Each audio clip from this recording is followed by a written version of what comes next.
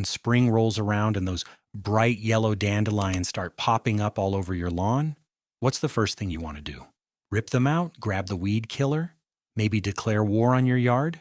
Hold that thought, because that little yellow flower you can't stand might actually be trying to tell you something. That flower isn't the reason your lawn looks unhealthy. It's simply one of the first plants willing to grow where your grass no longer can. It's there because your lawn is already in trouble. In fact, dandelions are one of nature's best warning signs. Ignore the warning and just keep killing the weeds, and your grass may keep getting thinner until one day there's almost nothing left to save. So what's really going on? Let's dig a little deeper. Literally, if you dig up a healthy-looking dandelion, you'll usually notice two things right away. The soil is often rock hard from compaction, or dry, tired, and lacking nutrients. And the grass growing around it, usually thin. In many yards, you'll notice the grass has already become patchy and weak long before the dandelions take over. That's because the conditions underneath the surface have been getting worse for years. By the time dandelions show up in large numbers, the real battle has usually already been decided beneath your feet. Think of them less like invaders and more like opportunists. When the soil becomes compacted, dry, and depleted, even tough lawn grass starts struggling. But dandelions? They're built for exactly those conditions. To understand why, let's compare how the two plants grow.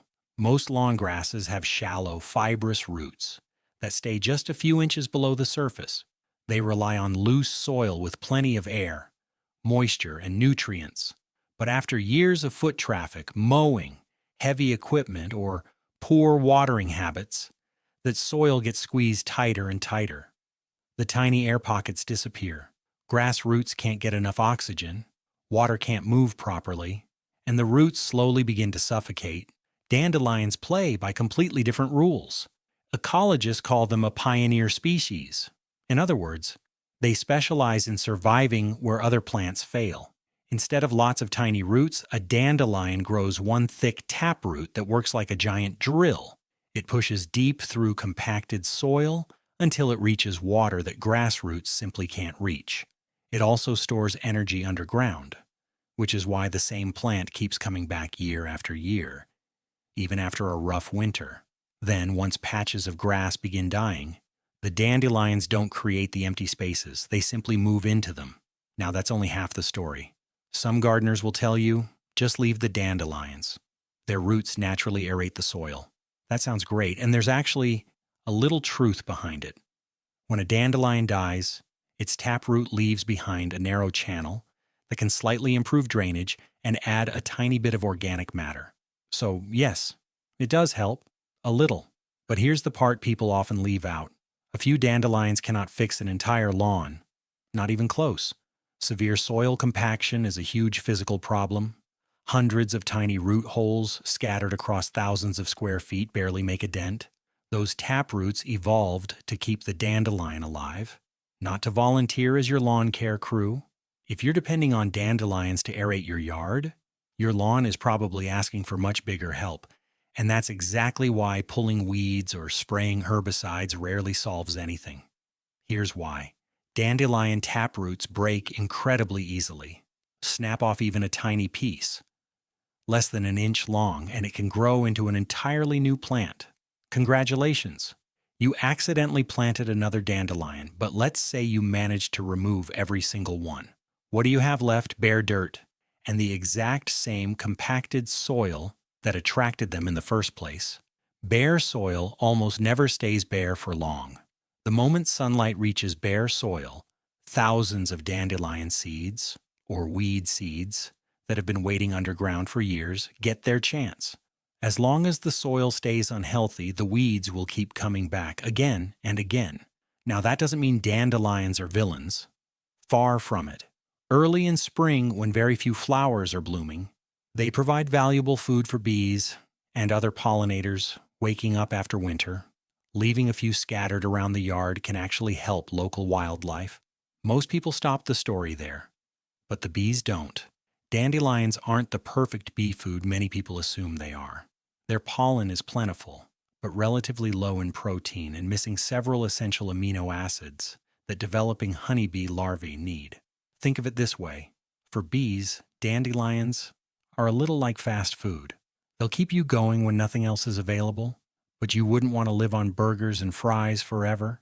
Healthy pollinators need variety, which is why planting a mix of native flowers blooming throughout spring does far more than simply leaving every dandelion untouched.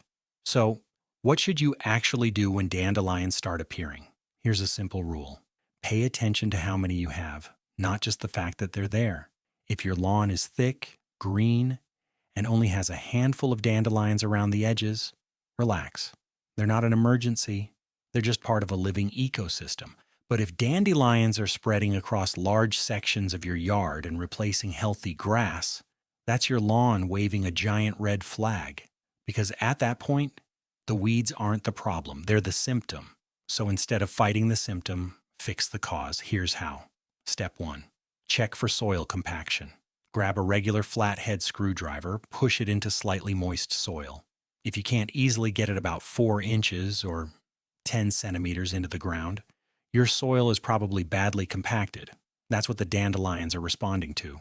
Step 2. Test your soil. A simple, inexpensive soil test can tell you whether your pH or nutrient levels are off. In many lawns, dandelions are commonly found where soils are slightly acidic or lacking certain nutrients such as calcium or potassium, although conditions vary from place to place. If the pH is too low, agricultural lime may help bring it back into balance. Step 3. Core aerate the lawn. Forget relying on dandelion roots. Use a real core aerator. It pulls thousands of plugs from the soil, allowing oxygen, water, and nutrients to reach the roots again. That's real aeration. Step 4. Add compost. Spread a thin layer over the lawn after aerating. The compost falls into those holes, improves soil structure, feeds beneficial microbes, and encourages earthworms to keep loosening the soil naturally. That's how dead soil slowly becomes living soil again. Step 5. Overseed immediately. This step is easy to skip. Never leave bare patches behind. Fill them with quality grass seed while the soil is open and ready. The thicker your lawn becomes, the less room weeds have to move in. Step 6. Mow a little higher. Raise your mower deck. Aim for grass that's about 3 to 4 inches tall. That extra height shades the soil, keeps it cooler, holds moisture longer, and blocks sunlight from reaching weed seeds. Sometimes the best weed control is simply growing healthier grass. Notice something? Throughout this entire process, pulling weeds barely matters. Because today's biggest lesson isn't about dandelions. It's about soil. Stop fighting the weed. Start fixing the conditions that invited it in. Herbicides may give you a weed-free weekend. Healthy soil gives you a healthy lawn for years. Change what's happening underground, and everything above ground starts changing too. If this video changed the way you look at dandelions, hit the like button, save it for later, and share it with someone who's been fighting weeds every spring, and tell me in the comments, what's the most stubborn weed growing in your yard? Thanks for watching. I'll see you in the next one.